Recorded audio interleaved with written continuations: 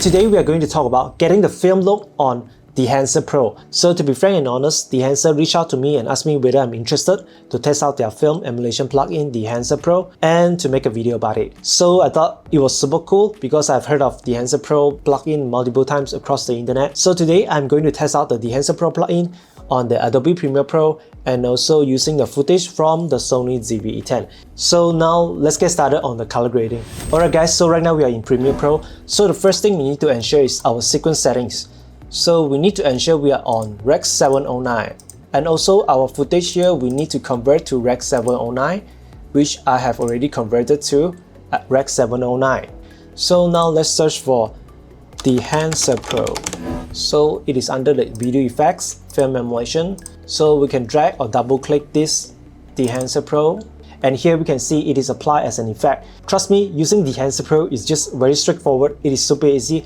With just a simple few clicks, you are able to achieve the film look. So for the input here, you can see we can choose our camera.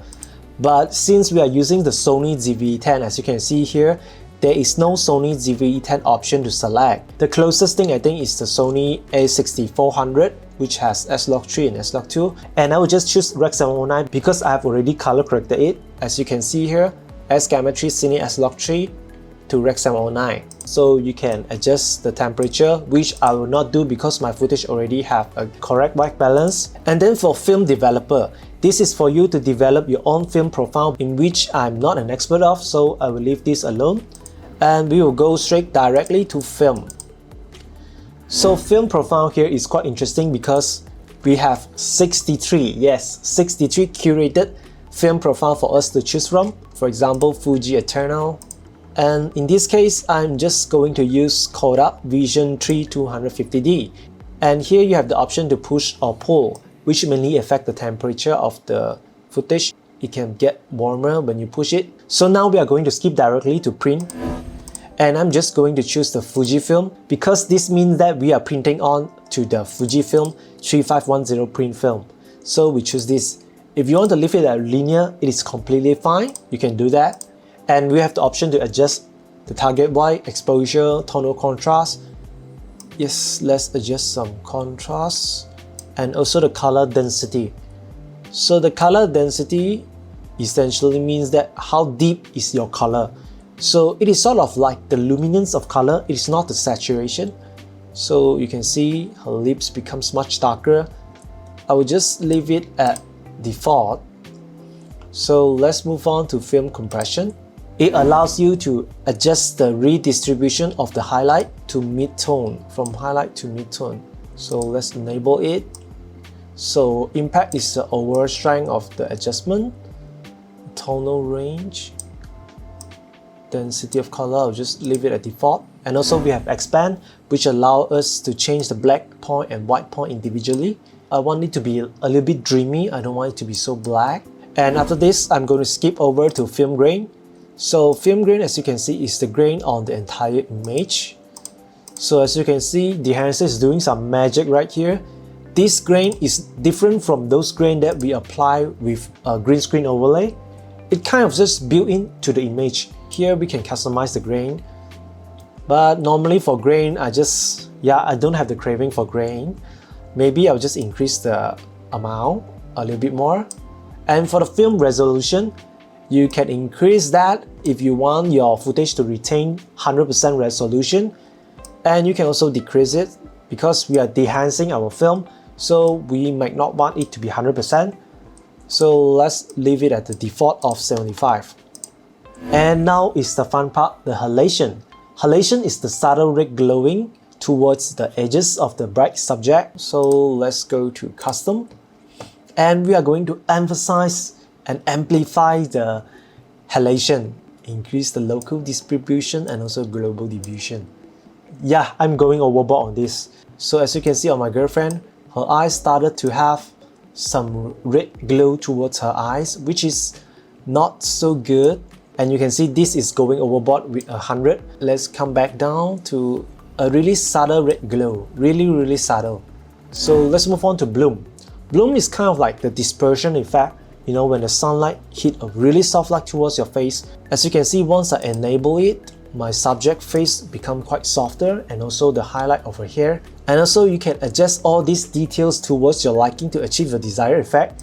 And that is a good thing on Dehancer Pro because it is not just for pro, it's for beginner like us. Yes, I'm not an expert on film, but of course for the sake of this video, I did a lot of research about film. You know, this setting here, the film compression, the expand, the print, and also the halation and bloom. Of course, all these things when you purchase Dehancer Pro, they will provide a handbook for you, so it is super easy to understand all the setting here. You have the option also here, we can add some vignetting. Just a little bit, just a subtle vignette. And also for film brief, which is kind of like from frame to frame, Dehancer will try to shift the exposure and also the contrast or highlight of your video.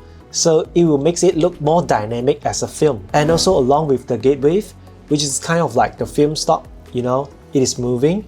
So once I enable, you can see the video is a bit zoomed in. And for Dehancer Pro also we have a monitor function here. You can turn on force color, so you can check your color, the distribution of color, and also clipping indication. So let's go on to output. So this essentially means the opacity of the entire setting of Dehancer Pro, whether you want 100 or 0. Yeah, I'll just stay at 100 because I've already adjusted individually all the setting above. And also we have the LUT generator. If you really like this film look, you can just export it as LUT. So next time you can just apply it through Lumetric color. So this is my film look. So if you don't like this film look, you can still change it. We are going to change to Konica. You can still change. So let's try to play back the video and see how it performs. Yeah, we just need a little bit of music on it.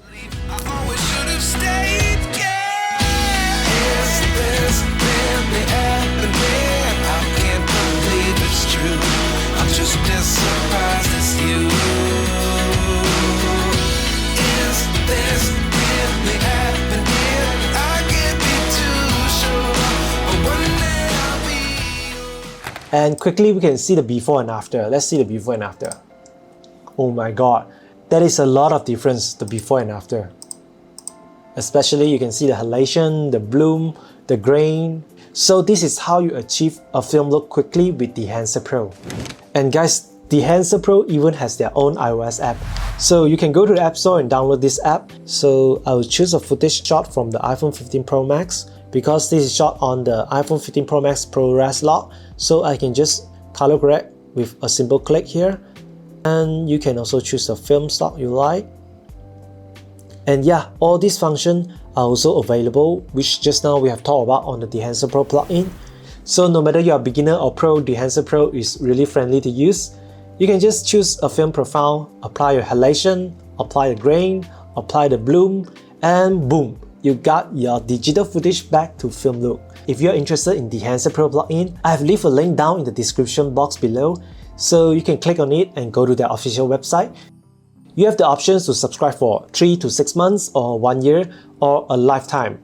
Yes, it can get a bit expensive, and also Dehancer Pro is kind enough to provide a discount code, which is Koji Visuals. And also for disclosure purpose, if you use my discount code, I will get to earn some commission out of it, and thank you for your support. So yeah guys, that's all for today using a Dehancer Pro to calibrate our ZV-E10 footage. So now we'll end this video, so thanks for watching, bye bye.